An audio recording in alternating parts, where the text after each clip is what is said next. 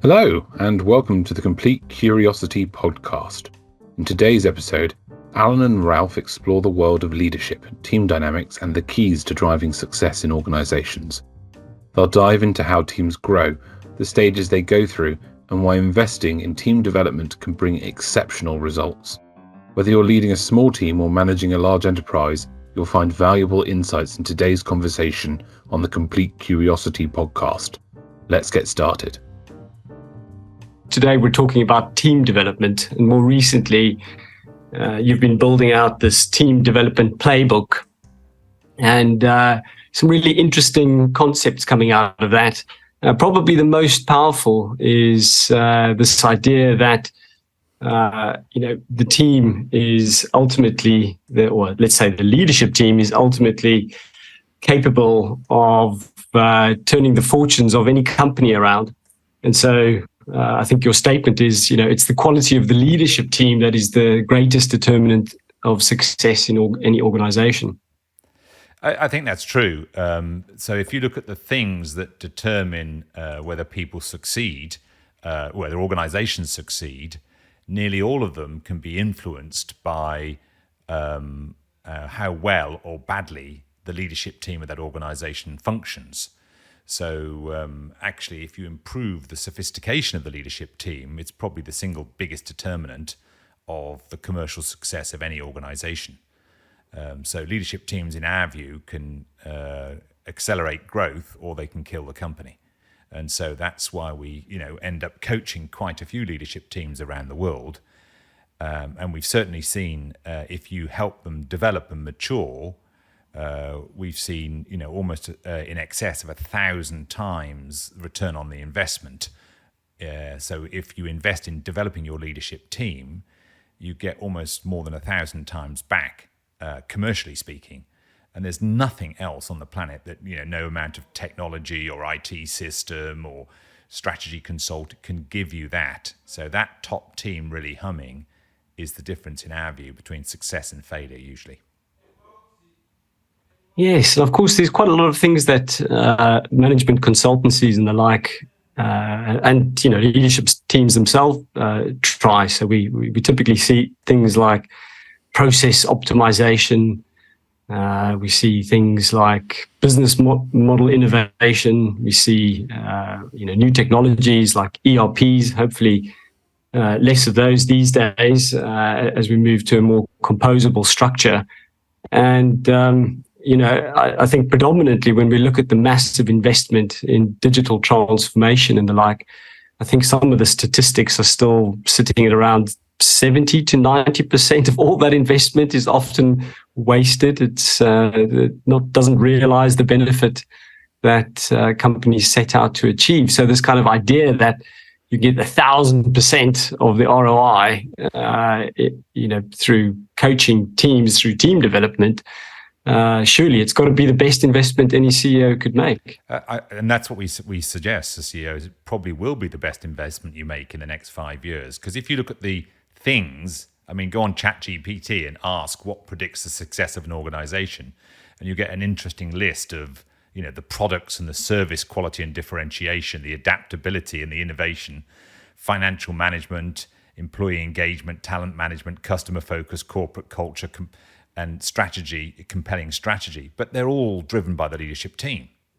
So the stuff that drives the success is not a series of it's not the tech, because it needs a leadership team to define how to deploy the tech, how to optimize the tech, and so on. So it comes back to a set of individuals.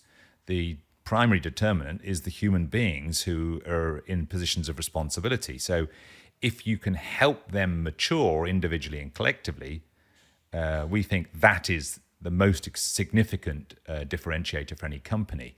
And it's really interesting, Ralph, how few organizations properly invest in the development of their leadership team. Or if they do, they don't do proper due diligence when inbounding, a coach for the leadership team as to what's the track record of this coach. Have they delivered a significant ROI in other companies? So it's difficult to identify for most organizations what's a good developmental coach look like, and can they help us? So that's the space in which we operate. I think we're currently coaching about 25 or so leadership teams in different companies around the world and different market sectors. So it's effectively like coaching, Liverpool football team at the same time as coaching Bayern Munich, at the same time as coaching Manchester City. So we're in a very privileged position, is we see how well leadership teams function or don't function in different market sectors and different geographies. And having done that for 25 years, inevitably we've sort of formed a view of what it takes to step change the performance of an organization through leadership team development. So it's very much a case of really starting with leadership and team development, and that creates a better foundation for all of that process innovation and business model innovation. Based on what you're describing, they're just better individually. They're better in the we space. They come up with better it solutions. Yeah, better solutions. And if you look at most leaders' experience, most people are familiar with the sort of what's called the Tuckman model of teams. And I'm sure you've heard of this yourself, the forming, norming, storming, performing idea. There's sort of 4 levels. But we think there are 9 levels of team development, and the forming, norming and storming is all level 2 and below, and the performing is level 3. So in the Tuckman model, the highest, the most sophisticated is level 3, and we've got 9 levels. So our observation in 25 years working with leadership teams around the world is we've yet to see a leadership team that's functioning beyond level 3 without proper developmental help. You just don't see it. Or if you see it very occasionally, they're really doing well, and then circumstance change and they drop back down from level 4 to level 3. So we've just not seen in 25 years a team functioning beyond level 3 consistently. And that's the untapped potential, if you will, that's available to all leadership teams. And the biggest sort of game change is to get a team from a level 3 team to a level 4 team. Left to their own devices, the sort of rule of thumb in this type of development is it takes 5 to 10 years to raise a level. But we've consistently seen if you invest properly and you know how to guide a team, is you can get them up 1 or 2 levels in 18 months. So effectively 10 years development in 18 months. And when we talk team development here, I'm sure people have got lots of different experiences of having done team development. In fact, sometimes when you talk about team development with corporate teams, you get a lot of eye rolling because they certainly don't want to be spending a weekend together rowing down the river. So when you talk team development or leadership development, presumably you're not talking about going to row down the river for the weekend. Well, we might row down the river, but I mean, you have to put it in a context of what are we really trying to achieve. Now, I understand the cynicism about team development because lots of people claim they can help the team development, but very few can prove that they do. And so that's the point about due diligence, is where's the evidence that this person who says they can help your team perform and metaphorically win the cup, where's the evidence that they've done it before? And can they really do that? So if your experience in organizations is you've had these team away days and you've done a bit of things, but it didn't really make a difference, that's sadly most people's experience. So inevitably one ends up becoming cynical. Now, that doesn't mean to say that team development can't transform your fortunes. It absolutely can, and we've seen that. But most people have never really experienced that. So in the way that we help teams is we say, look, actually, it doesn't take 10,000 hours to be world class. So a lot of people are familiar with that idea from Malcolm Gladwell's Outliers book. If you put 10,000 hours more practice in, you will become world class. But we think it's possible to make a team world class in 64 hours, which translates to 8 days a year. So there's a minimum amount of time spent with each other, 8 days a year, which often boils down to 2 days a quarter or 1 day every 6 weeks. And in those 8 days, because you've only got 64 hours, which, by the way, is less than 4% of your entire time in any year. So there are 220 working days in a year. All we need with the team is 8 of them. So that's less than 4%. So for 212 days, the leadership team can charge around, pull every lever, tweak every metric. But for 8 days, they have to step away from the business and study to be an awesome team. It doesn't come naturally, Ralph. You have to study how to do this. You have to study how to change in the I and the we and the it. And that's essentially the journey that we take teams on, is we sort of have a boot camp across these 8 days, 2 days a quarter usually, and teach them how to be awesome. And usually about 4 days in to the journey, they start to feel the difference. So these aren't away days with ropes and ladders, or tree hugging type sessions, which is the cynicism that's out there. You're studying very specifically, what does it actually take to transform a team? And we've built over the last 25 years about 300 modules. And so the skill is knowing which module to deploy and in which sequence. So we talk to the leadership team, find out where they are, what they've already done so far, what their journey to date together has been, what the challenges are, where the business is in its commercial cycle. And we personalize the program to every single team. So every team is very different. They face different challenges. They've got different members. There's a lot of complexity in each of those scenarios. So you have to personalize really specifically, because you've only got 64 hours and every hour counts. But if you do all of that, you can accelerate the growth of that team and that business. So I think we should probably go through the 9 levels and just introduce each of those to get some context on what each of them represent. But before we go there, it is possible to identify which level the team is at. And you've set out kind of 6 factors to actually drive teams forward. So just talk us through, how do you actually go about understanding and identifying what level a team is at?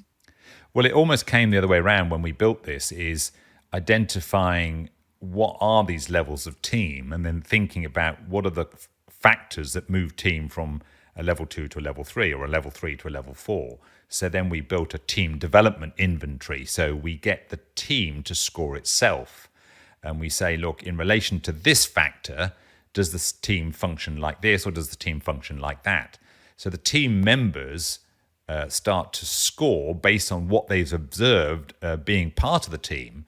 And again, most teams, if they're honest and not gaming the questionnaire, come out somewhere between a level 2 or a level 3, which is consistent with our observation.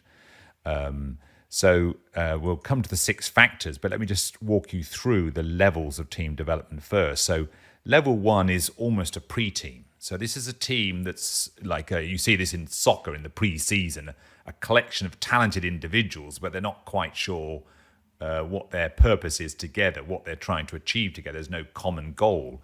You'll often see this in teams where you've got the finance team, but also the property team all under the CFO. There's no shared purpose. So that's a pre-team. In fact, in that example, there's actually 2 teams, and you shouldn't merge the 2 together. They're doing 2 very different things. So a bunch of talented individuals without purpose, without a common goal, is a pre-team. So in the forming, this is level 2, and level 2 we call battling experts. And we call it battling experts because there's often in the early stages of forming, norming, and storming a sort of jockeying for position. Who's the alpha here? What's the pecking order in this team? Who's got the most influence? And you've got all this political maneuvering. So trying to curry favor with the team leader or the boss or the team manager. And that's very, very common. And an awful lot of teams spend their entire time at that level 2, battling experts, we call it. So they're individually very, very capable, but they're constantly jockeying for position. And so it's massively inefficient because there's a lot of energy spent trying to secure your own position and very subtly undermine other people. So the battle is rarely toxic and explicit. So most teams operate relatively politely, but the battle is subtle and not obvious. So you'll often see it play out, for example, in passive aggression, where I just don't support you or I just ghost you. So I might in the team meeting nod agreement with something you're suggesting, Ralph, but outside the room, I just don't have time for it. I just signal to the people that I'm leading that what you're suggesting isn't really the right thing to do. So what you're trying to achieve just gets subtly undermined by the lack of commitment of the people I'm leading to whatever you're suggesting. So you see the battle plays out. And so it's quite a subtle battle, and it's often going on repeatedly. So that's a level 2 team, the forming, norming, and storming.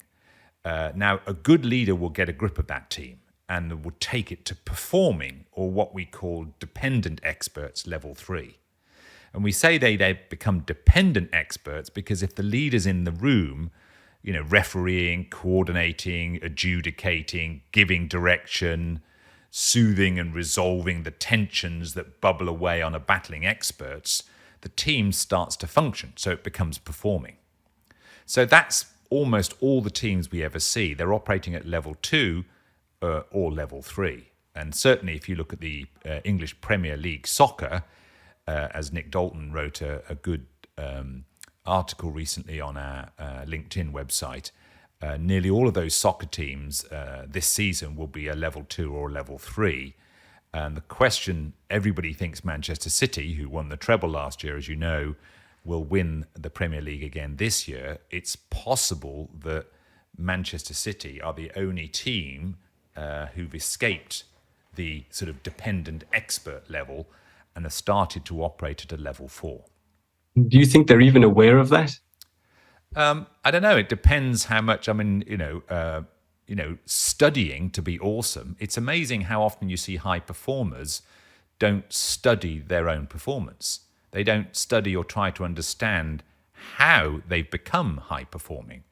They're very interested in high performance, and they sort of, think, we've got to focus on the nutrition and the training regime. So they very much focus on the physical dimension of high performance and the nutritional dimension. And there's increasingly, we saw this when we coached the British Olympic squad in 2012 and 2016, sports psychology, but it's very cognitively biased. So they focus on, the mindset, but actually in our experience, it's much less about the mindset and it's more about the regulation of biology and emotion. And most sports psychologists aren't trained in that. So again, they tap into the same cognitive bias, whereas there's a lot of potential still to be unlocked in moving the focus in sports psychology away from the cognitive stuff and more to the experiential and the emotional dimension, and how you learn to regulate that more effectively and how you build more effective relationships. Now, some sports teams are beginning to clock that, but it's still the exception rather than the rule. So in terms of Manchester City, are they aware of moving from a level 3 to a level 4? I suspect not. I mean, I'm sure they haven't seen this model. So they're just in pursuit of higher levels of performance. And they may have heard of this idea which came out of British cycling.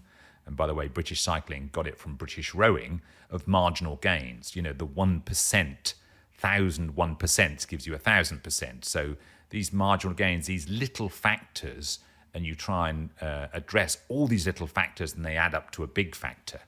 So it's ideas like that have been around, but it's still the sort of theory of high performance and the analysis of what it takes is, sadly, in many organizations, still pretty immature. And I think that's one of the reasons when we come in with a much more sophisticated recipe is we see a dramatic improvement fairly quickly, because it's a little bit like, giving a thirsty person a drink of water. Suddenly that buoys up relatively quickly because they've been starved of proper, precise and scientifically grounded analysis of what it takes. So once you bring that to people, they can actually pick up speed and pick up performance quite fast. So we're nearly halfway through the model. We've kind of got this idea of the pre-team, so level 1, battling experts, just trying to make it on their own. Silos, I imagine, dependent experts, so a leader that's starting to coalesce forces and get everybody aligned. That all, battling experts, dependent experts, that feels very familiar to me in, certainly given my background in some of the corporate teams that I've worked with. Kind of coming to this idea of independent achievers, which is where we are now, that definitely feels a little bit more alien. And it is alien. It is alien, Ralph. So, and that's the biggest hurdle to overcome. If you can get a team from a level 3 to a level 4, and I'll explain that in a bit more detail in a moment, one of the huge sort of benefits of that is they realize, because lots of level 3 teams are performing, so they're turning a profit, they're driving revenue, they may even be driving growth, but it's often coming at a cost of motivation, of fatigue, and so on.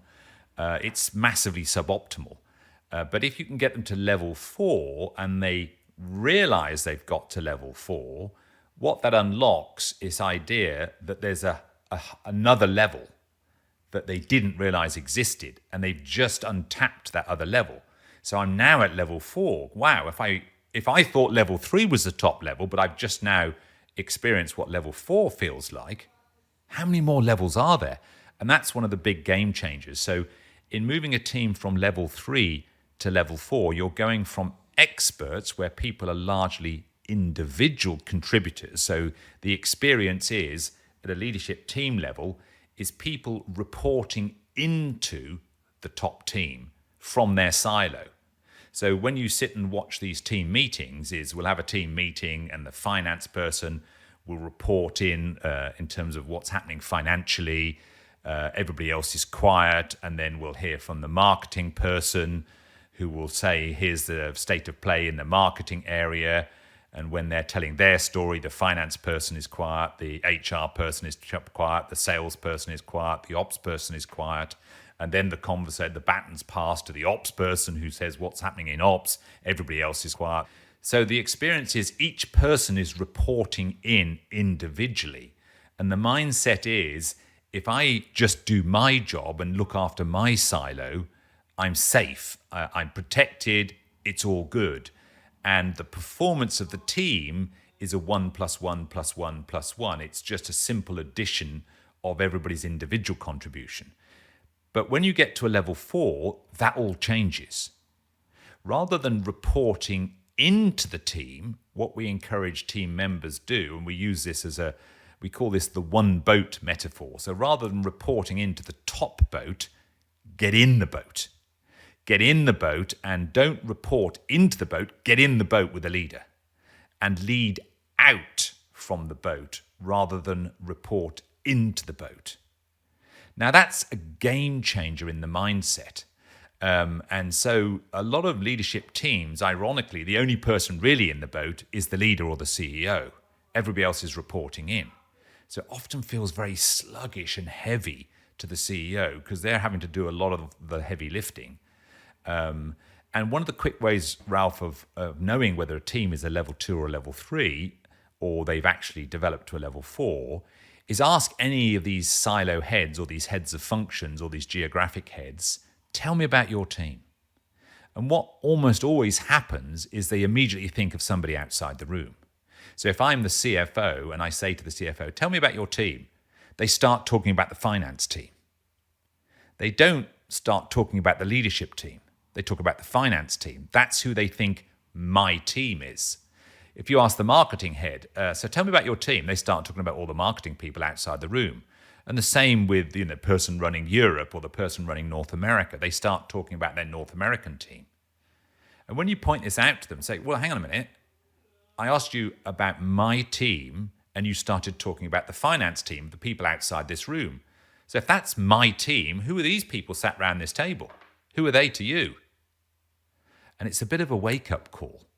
And so what we have to do is to shift people's mindset, get into the boat. These people around this table, that's my team. And of course, the question about, well, who are the people outside of the room?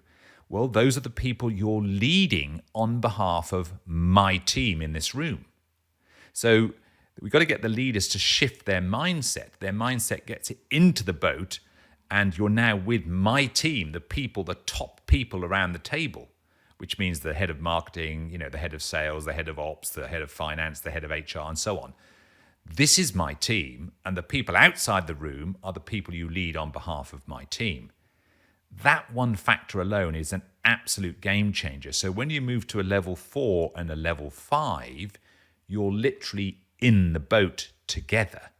So effectively, you are actually a team.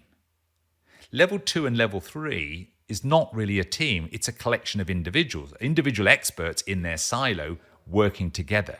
It's not really a team. Level 4 and level 5 becomes a proper team. And so the shift is from individual expertise and individual prowess and individual contribution to achieving as a team. So when you hear these cliches about there's no I in team, which is true, most people operate as an I in their own teams. So if you look at how your team functions, I focus on me about me and making sure my area, and we don't really look at the achievement of the team as a collective. So the 3 to 4 shift from dependent experts to independent achievers, partly that's a shift from an expert to achiever, but also if the team starts to function, there's a significant change in the relationship to the leader of the team.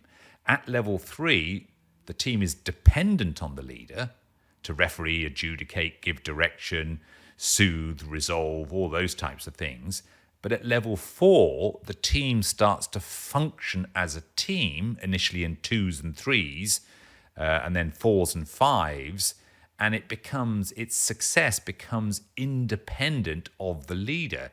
So we're not as dependent on the leader to referee and adjudicate. In fact, what we do is we push the leader up a level and push them out. So if we take the leader as the CEO in this example, we often say, well, actually what you're doing is you're pushing the leader up and out to the board and out to the market, and the leadership team starts to hum, and it's not always dependent on the CEO. So that is quite a dramatic transformation.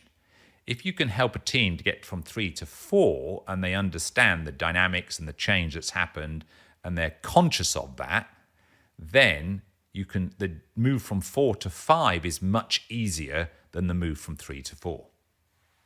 It sounds like it needs a very sophisticated and confident CEO to venture into interdependent achievers and just kind of letting go, really. I mean, do you see issues with ego getting in the way? Of course, the immaturity of the leader. I mean, what you'll see is that battling experts, some immature leaders will actually fan the flames of the battle. So they'll create what's called internal competitiveness. They'll play the marketing head off against the sales head because they mistakenly believe that it sharpens both of those players up. Well, actually, our observation is the conflict actually just impairs performance because they're burning way too much energy trying to, achieve more influence or more dominance or move up the pecking order. And they're wasting energy on an internal battle rather than fighting the competition or, facing externally towards the customers. So immature leaders with a battling experts team will often amplify the battle. Because whilst people are fighting each other, they're less of a threat to the leader. So that's very immature leadership. So obviously, if an immature leader will perpetuate and inhibit the move from a level 2 to a level 3, a slightly more mature leader will create dependency on them. So you go, well, actually, to get to level 4, you've got to go through a stage of dependency. And again, an immature leader will glorify the fact that, the whole team can't function without me. It's dependent on me. And you'll see this with some successful teams. When the team leader leaves, they want the team to collapse because it proves what a genius they were because the team couldn't function without them. Well, that's an immature level 3 leader, if you will. So a very immature leader will amplify the battle at level 2. An immature leader will amplify the dependency at level 3. But a very mature leader will realize that ultimately the power is in the collective. So if they can facilitate the connectivity between the players in the team, it frees them up as the CEO to do the high value work, which is often out in the marketplace with the customer and the analysts and so on, building brand, building reputation. And that's what mature leaders actually do. So mature leaders have no problem in helping and understanding how to move the team up these levels. It's the immature leaders that are often unconsciously complicit in suppressing the development of the team. So most of the work, it seems, or the big opportunity is really, getting to level 3, level 4, and if you can, level 5, the interdependent achievers. Is there any point going beyond that? You've still got another 6, 7, 8, 9 levels to go. Well, there is a point, because with every level, and this is a general principle of development, as you move up a level as a human individual or individual leader or a team, with every new level you get faster. So the speed of your decision making is quicker. Your ability to transform is greater with every new level. The level of energy and enjoyment increases with every new level. The team's ability to handle complexity increases with every level. So there's real benefit in moving up a level and moving up a level and moving up a level.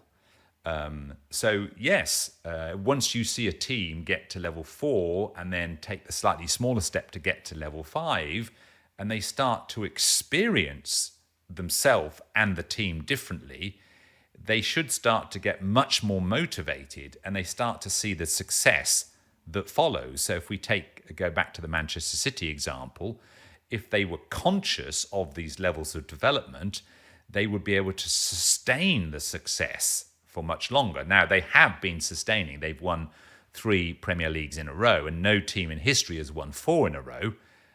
So we'll see this season as to how conscious are they of what it takes to sustain into 4 seasons, maybe 5 seasons. Now, if they are conscious, then they've got a very good chance of sustaining the success. If they're not that conscious of how did they get here, then they're at risk of falling back, because they didn't know how they got there in the first place, so they can't sustain it because they don't know what they're sustaining, and they will fall backwards. And that's what you often see when Liverpool, won the league.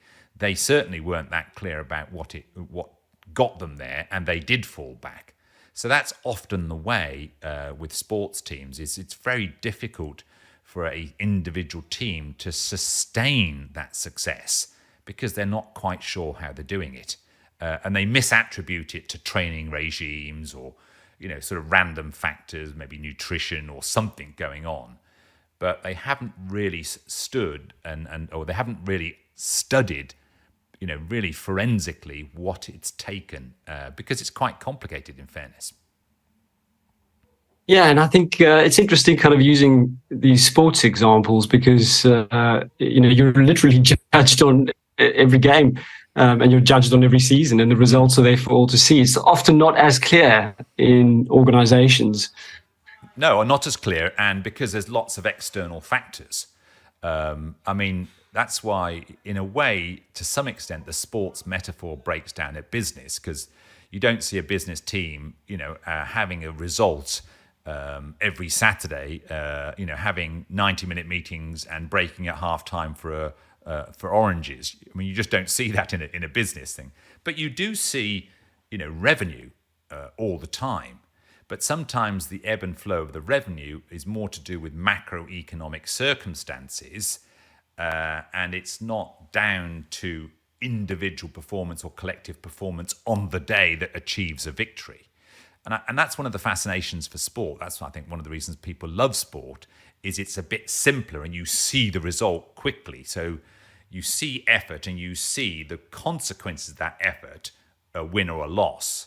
But in business, it's much more complicated But the same principles apply. So when we teach sporting teams, as we did with the GB rowing, and they won the regatta, the Olympic regatta in 2012, and they also won the Olympic regatta in 2016, and we helped in both cases. And we didn't work with them in Tokyo in 2020, and they had their worst result in 50 years.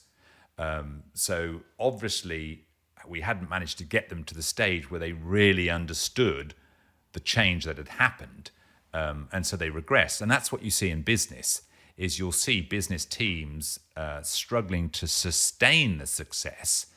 And in fact, if you look at the data on who's in the Fortune 500 or the FTSE 100, there's actually quite a lot of movement in and out of the FTSE and the Fortune. And there aren't many companies that stay at the top of their industry for very long. And that's largely because the corporate memory is not great, and the understanding of these complicated dynamics of how do you upgrade a team and how do you upgrade a team. Because often what we've seen, Ralph, is when you get a team to level 5, they've gone beyond the performance of level 3, and they've become high performing, which is level 4, and level 5, what you might call best in class, would be a level 5 team.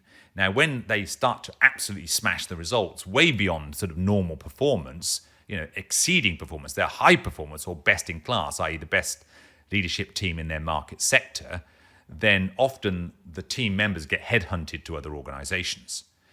Somebody comes in and offers them a big check to move from the COO to the CEO in another competitor. So often a level 5 team gets broken up. So that's one of the reasons you don't see many level 6 teams, is because often, they might, if it's a divisional level 6 team or a level 5 team, some of these people are promoted to the main exec team or the exec board, or they're headhunted outside. So often level 5 teams break up because they're performing so well. If they don't break up, then there's a real chance of moving from that we are a really cohesive team, we've built interdependencies, so I can't succeed without you succeeding, and we've understood the importance of the strength of the relationship bond and the ability to align quickly, all of those things and those 6 factors which we might get into. Once I've got to a level 5 team, if the team isn't broken up, then there's a possibility to getting to level 6, which we call diverse pluralists. And the perspective shifts again. So if at level 2, 3, the perspective is largely an individual perspective, my contribution to the collective, I report into the team from my silo. That's what happens at level 2 and level 3. And level 4 and level 5 is this team as part of an organization, either this divisional team or this leadership team as part of an organization. But when you get to 6 and 7, the perspective widens significantly. We think of this organization in our market. So again, there's a game-changing transformation in the way that we conceive ourselves, the way that we make sense of the purpose of this leadership team. We start to see and talk about the market much more rather than the organization. So I imagine that there's quite a shift in value systems as well that goes along with this, because it feels like a very similar trajectory of kind of jumping between I, we, kind of the constant focus on me and then the focus on the group. Yes. So as you move up each level, obviously a level 2 team, very focused, very egocentric, my protection, my prowess, my contribution. A level 3 team starting to realize the 1 + 1 + 1, so there's a bit more understanding, but it's still largely siloed at level 3 to deliver the performance for the business, 1 + 1 + 1. So it's not 0.5 plus 0.5 plus, now I'm going to look after my silo and I'll have a 1 contribution and you'll do a 1 contribution, and it's a 1 + 1 + 1. So that's how it's thought of at a level 3. And at level 4, as you break the dependency on the leader And certainly at level 5, you start to see the synergy. So it's more than just additive at level 5.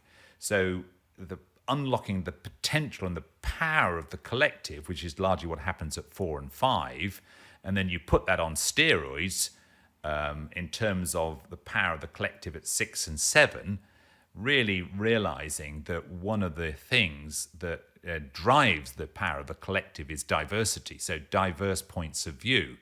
So it's very interesting how teams at different levels deal with differences of opinion. So at level 2, differences of opinion, of course, battling experts, they're weaponized.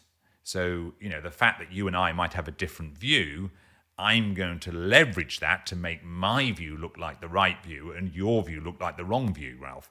So I'm going to weaponize the difference of opinion and try and embarrass you and make you look wrong. And you'll be doing the same to me. That's the battle.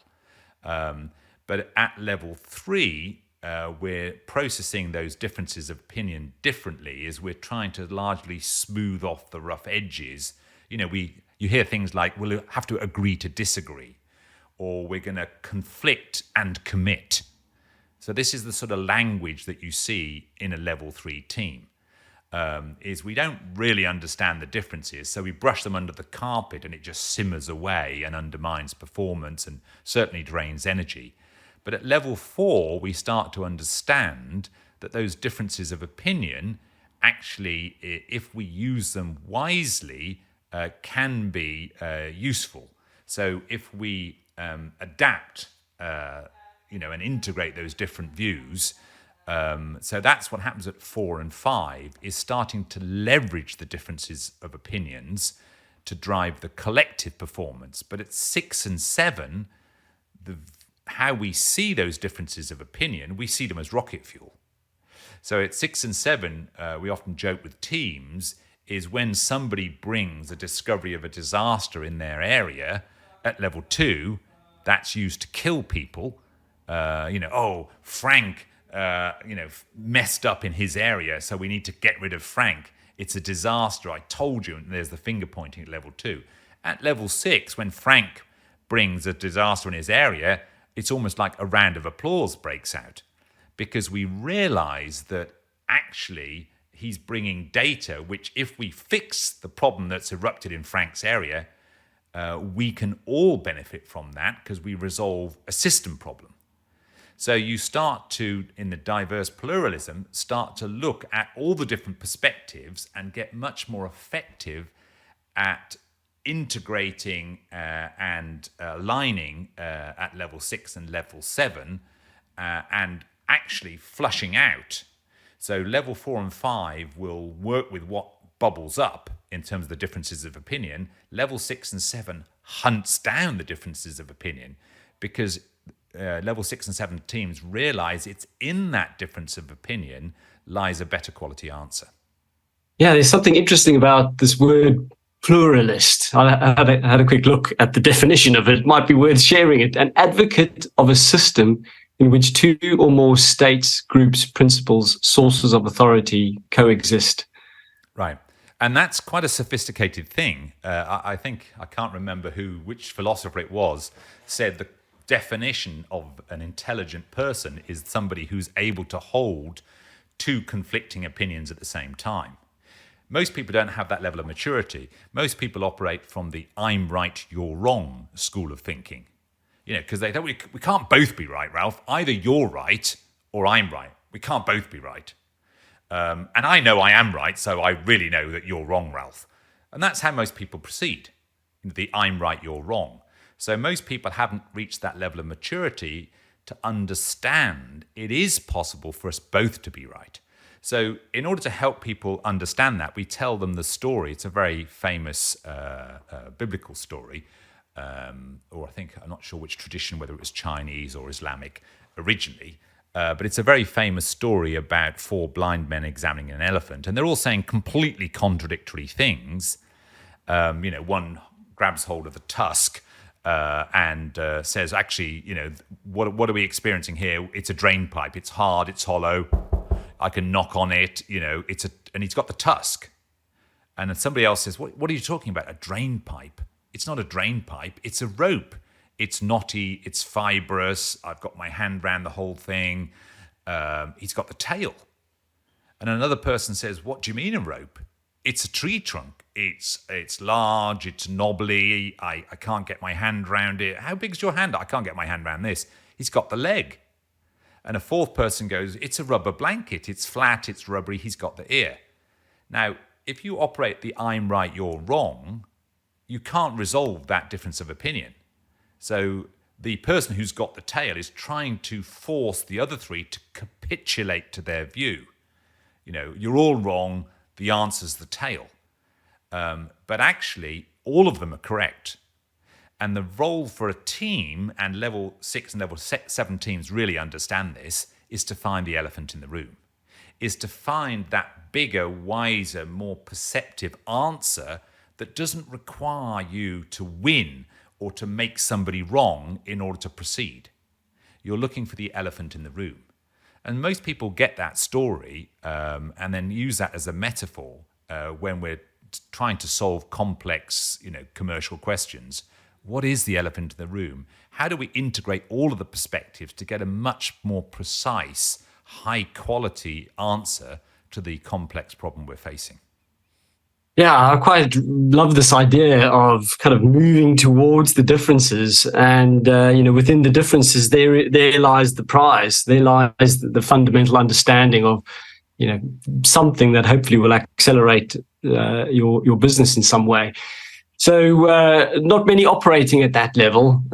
Is it a largely theoretical exercise going beyond level 7? Yes, I mean, a level 6 and level 7 is world class. There are very few teams. We facilitated a team to level 6, but then all the players left and went to other teams. So they then dropped back down to level 4, and we had to sort of start again with them. So they're world class, level 6 and level 7 teams.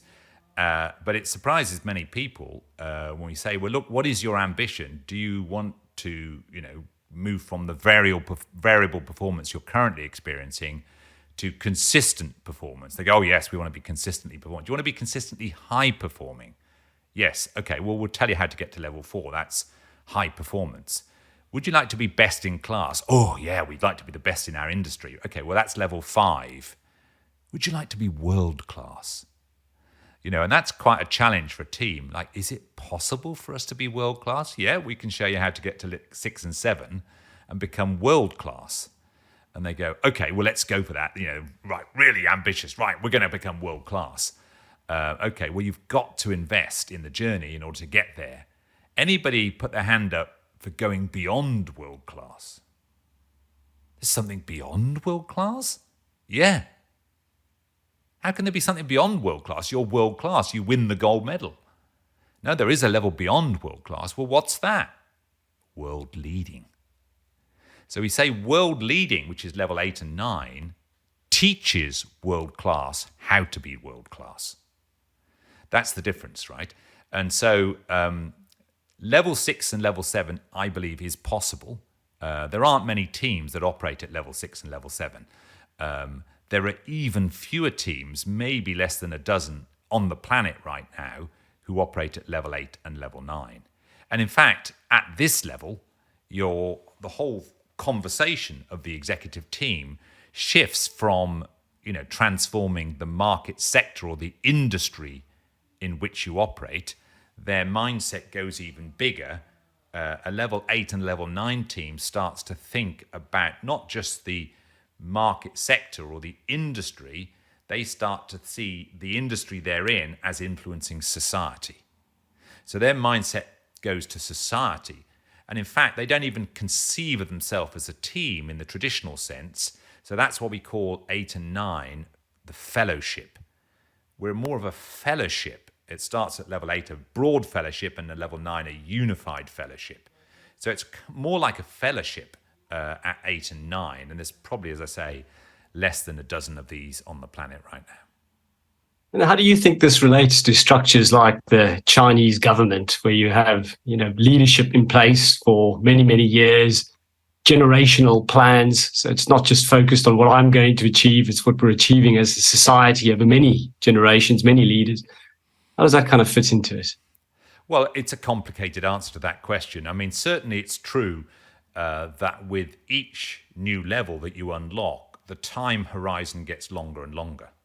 So at a level of immaturity, and you'll see this in children, right? Children live day to day, little children. And then as they start to grow up a bit, they might live week to week or month to month. They look forward to the summer holidays or to Christmas, but they don't think about next year. As they mature, teenagers start to think about my 18th birthday, or they take a slightly longer, but they don't think of, 35 is pensionable age, right? They don't think beyond. So as we kind of grow up, literally and metaphorically, but I mean it more metaphorically, we tend to take a longer term horizon. But that doesn't mean to say that societies that do take a longer term horizon are more mature. I mean, generally speaking, in the West, we tend to be more short-termist. And in the East, they tend, as a society or as a culture, tend to take a slightly longer time frame. So there are elements of greater maturity in the East compared to the West. And certainly in business, and you've seen this recently in trends of hyper short-termism in the sort of bond markets and the capital markets and the trading and high frequency trading and all of that, super short term to leverage a bit of a profit. So we're kind of lurching a little bit more towards short termism and excessive short termism in the West. And that's why the power balance is gradually shifting to the East.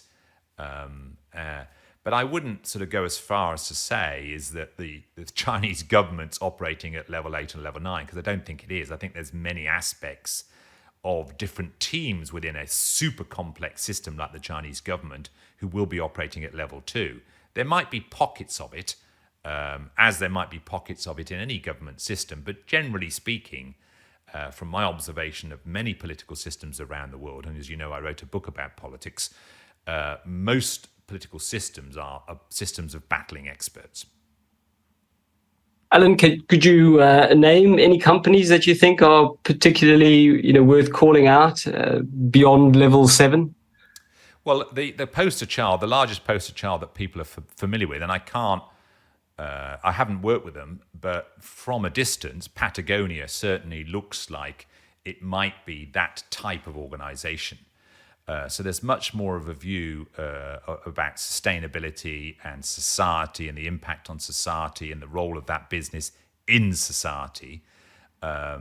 You might say that aspects of the way that Unilever approach is a bit more 6 and 7 as an organization. Now, we have done quite a lot of work with Unilever, and I can tell you a lot of the teams in Unilever are right across the spectrum. Some of them are down at level 2. Some of them are a little bit more evolved.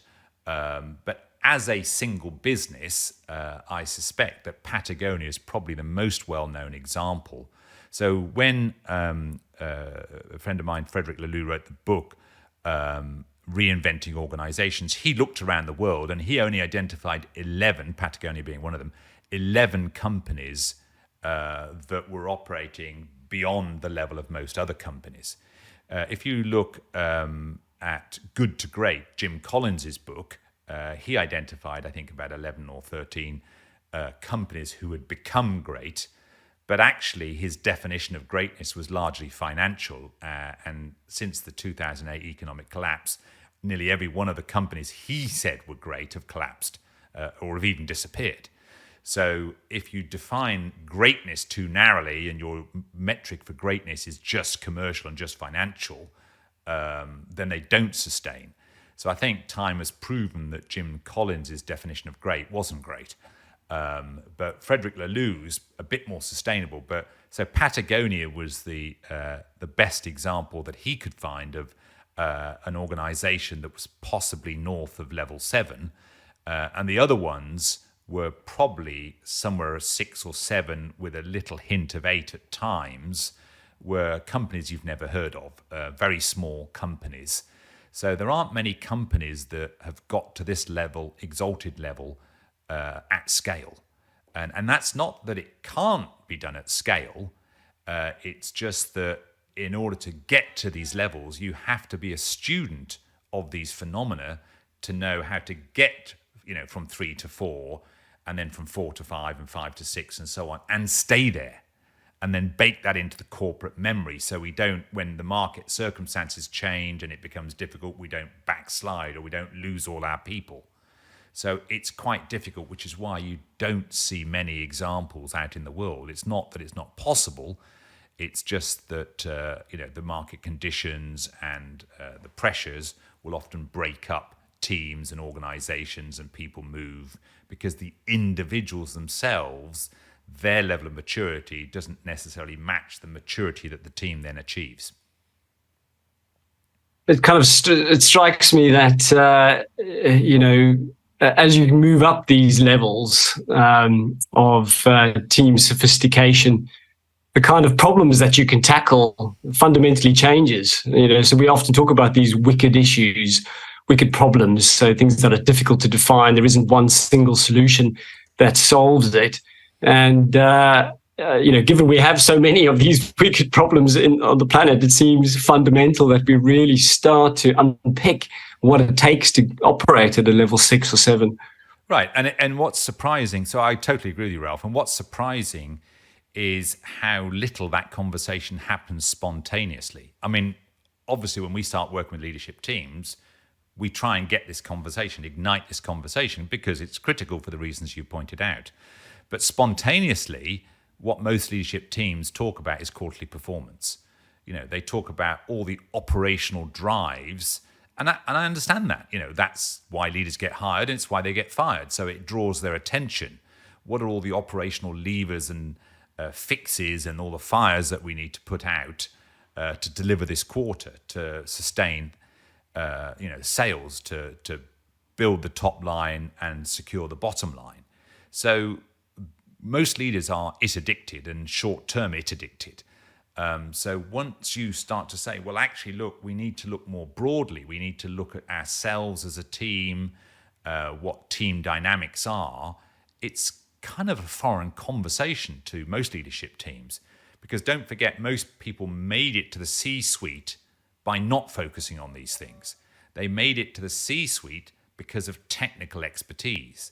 They were the best finance person or the best marketeer, and they got promoted until they were head of marketing, and then they joined the leadership team.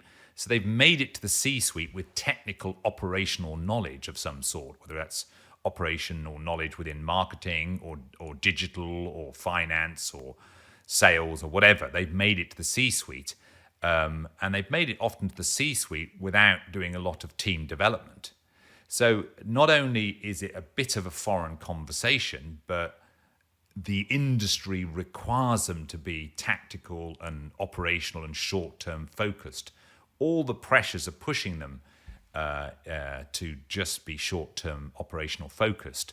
So when somebody comes along to say, look, I want to help you broaden out your view of who you are, what this leadership team is about, what you need to focus on, it takes quite a lot of skill and effort and encouragement of the primary sponsor, usually the CEO, to have the courage to make this sort of commitment, particularly when they've had people come in and tell any version of this story, oh, I can help your team, and then not help the team. So I understand, all the pressures are against what I'm saying, parochial commercial pressures or regional market pressures and so on, system pressures to just maintain the it addiction, the short-term it addiction. But that doesn't mean to say what I'm saying isn't true. And we've certainly seen that when we've had leaders who did have courage, who did have vision, who were prepared to invest in their own people. We've seen the 1,000 times ROI. We've seen, companies quadruple market capitalization. We've seen companies add 110 million to the bottom line in 18 months. Growth 3 times faster than the rest of their group.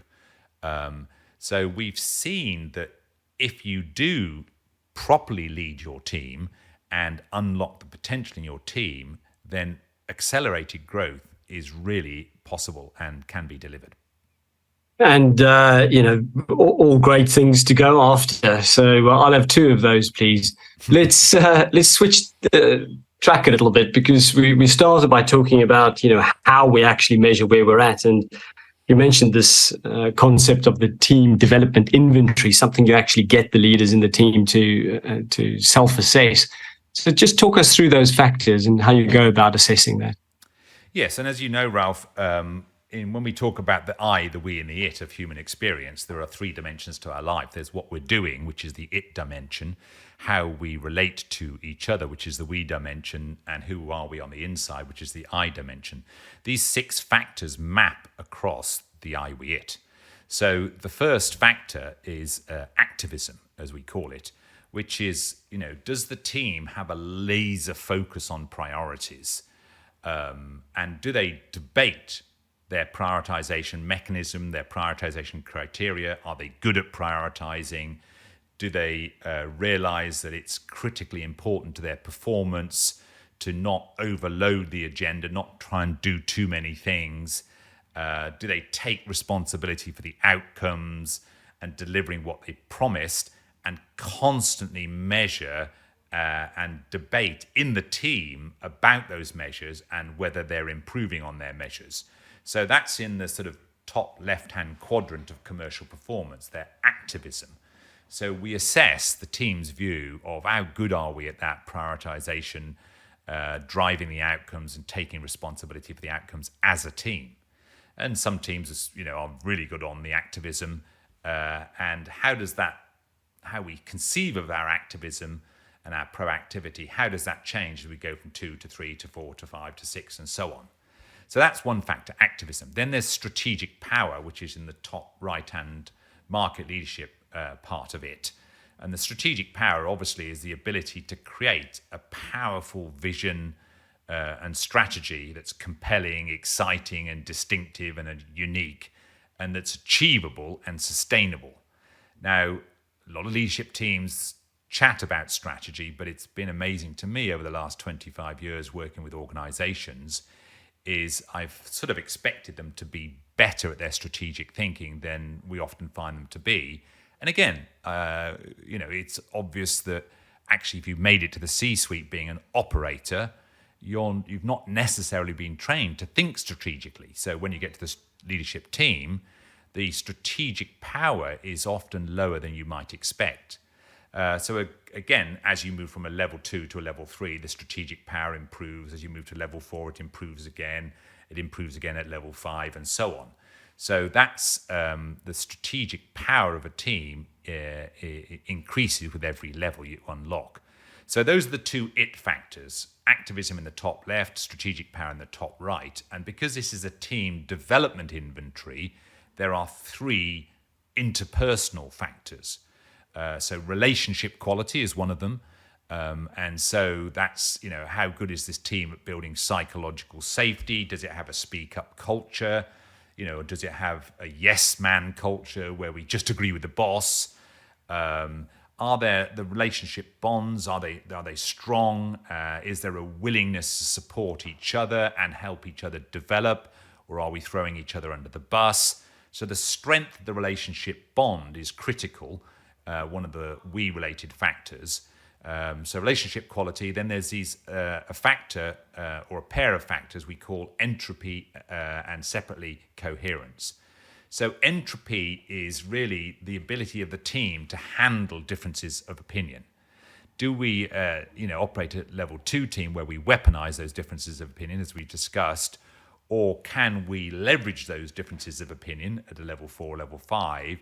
Or can we flush and really integrate those differences of opinion at level 6 and level 7? So our ability to handle disagreement essentially is what we call entropy. And that often goes hand in hand, our ability to sit in the discomfort with our ability to cohere. So coherence is a factor that we measure. So you'll see some teams who are very good at cohering, but they're not very good at entropy. So these are teams that align very quickly, but they haven't really flushed out the differences of opinion. So they often align around a very ill thought through or simple answer because they haven't done the entropy piece. So you'll see some teams who are very good at the alignment, they gloss over, they paper over the cracks, they flush it under the carpet and so on. So that would be high coherence but low entropy. Other teams who are high entropy, they're very comfortable in having an argy-bargy and a bit of a punch-up, and they see it as a good thing, but they get stuck in endless debate because they can't actually align. They just keep going round in circles in their entropy. So that would be high entropy, low coherence. And of course, what you want is to be able to have, a very robust debate. So to be good at entropy and then be able to pivot from, once you've flushed out all those differences of opinions, to align them all, to integrate them all, to see the elephant in the room. That would be coherence. So you've got entropy of coherence in addition to the relationship quality in the we. And then finally, in the I domain, you've got personal engagement, which is how personally committed am I to the success of this team? Not to my own success, or not to the success of the silo that I'm leading on behalf of my team. How personally committed am I to the success of this team? And by that, I mean the other people in this team and the team itself. And so personal engagement, because of course everybody says, oh yes, I'm really engaged. No. Are you engaged in the success of the team and the people in the team? So does the success, if you're the marketing director, does the success of the IT director matter as much to you as your own success? So that's personal commitment to each other. And often you see that personal engagement and personal commitment to each other is not high. People are personally committed to their own commercial success, but not the commercial success of the collective, or they give lip service to it. So we track in our team development inventory these 6 factors that transform. And when we've talked to teams, a lot of people mention Patrick Lencioni's book, The 5 Dysfunctions of a Team. And actually, they map kind of very similarly to these 6 factors. So we've got 6, he's got 5, but he talks about the inattention to results, which is kind of like the negative version of our activism. So he says that when a team is not paying attention to results, that would be very low activism on our assessment. He said that's one of the dysfunctions. And then his second dysfunction is the avoidance of accountability. Well, again, that would be low activism. And then he talks about in the I, the lack of commitment. And again, that would be a low personal engagement. So again, he's talking about the negative of our positive personal engagement. And then he only has 2 we factors, and he's got no strategic factor. So Lencioni in his 5 dysfunctions of a team talks about the fear of conflict. And that would be really low entropy, conflict avoidance. So, and the absence of trust, that would, in our view, be the negative version of relationship quality. So Lencioni's 5 dysfunctions actually map over, but he's kind of missed one area, which is the strategic stuff. So it sort of hangs together. When you look at other authors out there, what we're saying are these factors that drive team development. They're compatible with other ways of thinking, whether it's Lencioni or the norming, forming, storming, Tuckman model. So ours builds on the shoulders of giants and says, well, look, we've taken all that into account and we're offering what happens beyond all that. So presumably you do this at the start of a process, and then at the end of it again, do you kind of see the delta? We see the delta. We do it as a staging post.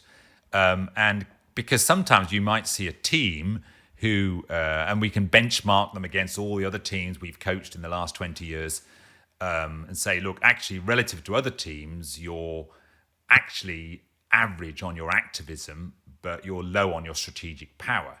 So that's what we need to focus on. Or you're very good on entropy, but you're no good on coherence. So you're quite happy to have a punch-up, but you'll be stuck in endless debate. We are.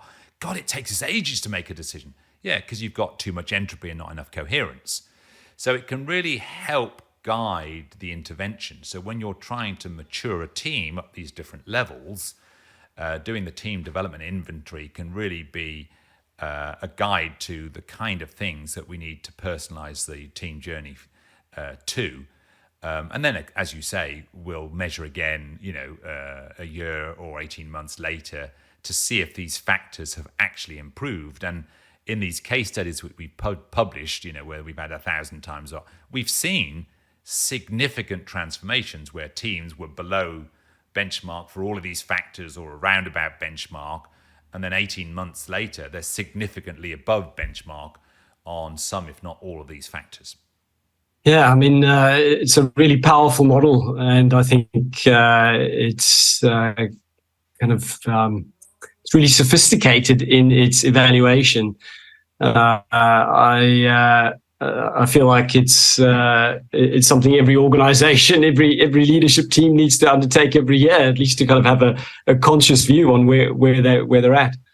Well, I'd agree with you, but at the very least, is starting to think really forensically about what does it really take. I mean, that's the very interesting thing. And me, as you know, I'm a bit of a geek, and as I've said before, I spent 110,000 hours studying these types of phenomena. And if you remember being at school from the age of 5 to 16, that's 15,000 hours. Well, I've studied this for 110,000 hours, largely so we can mine out all the wisdom of everything that everybody's written about these types of phenomena, and then offer you the pithy essence, right? Look, this is the stuff that will really move the dial for you.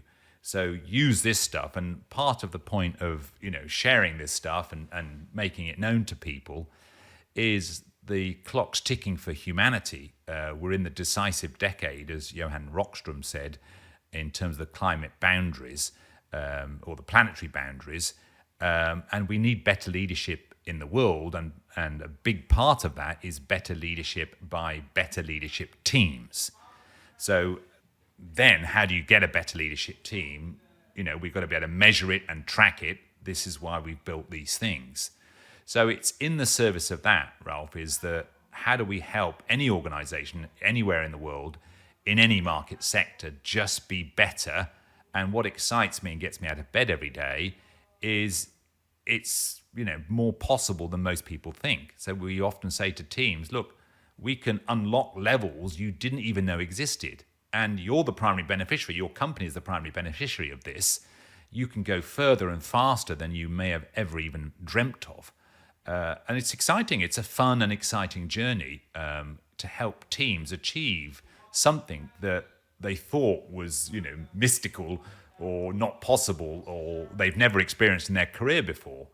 But once you start to unlock that and they start to physically feel it, when they turn up to their team meetings, these meetings just feel different, Ralph.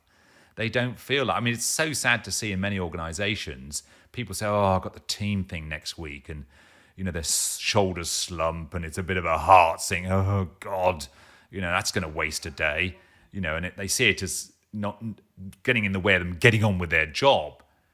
And that's really symptomatic of poor, immature teams, level 2, level 3 teams. When you get teams to level 5, the team meeting becomes the highlight of your month. Oh my God, the team are getting together next month. I can't wait for it. It's completely different.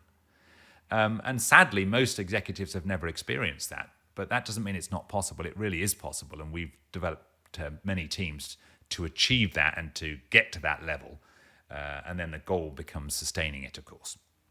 Well, we've climbed all 9 levels. We've covered the 6 factors that we can use to assess. And I think through all of that, the standout quote for me was world-class in 64 hours. That's got to be the best investment on the planet.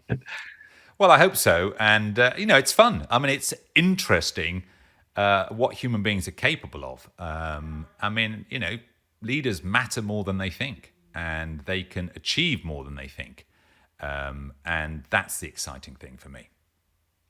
And it's really practical. Just listening to you speak, I think, I was kind of ticking off activism, real laser focus on priorities, responsibility. That's clearly something that's important to you. Strategic power, so powerful vision. There's strategy in everything that you say. It's compelling. It's exciting. Personal engagement. And I think just as you were talking through the last few minutes there, certainly 1, 2, and 6 came out very clearly. And I can imagine that that's starting to play out, around a boardroom table. It must be very compelling. Indeed, and you can just use that frame to actually look at any sports team. How are they playing against these 6 factors? Any business team, any leadership team in schools. The model still applies, whether we're talking government, sports, charity, business, sports. It applies everywhere. These are the factors that drive the development. And so, there's the opportunity to unlock levels we didn't know existed and, be the beneficiary of unlocking those levels. Well, Alan, you've inspired us once again. Thank you very much. My pleasure, Ralph.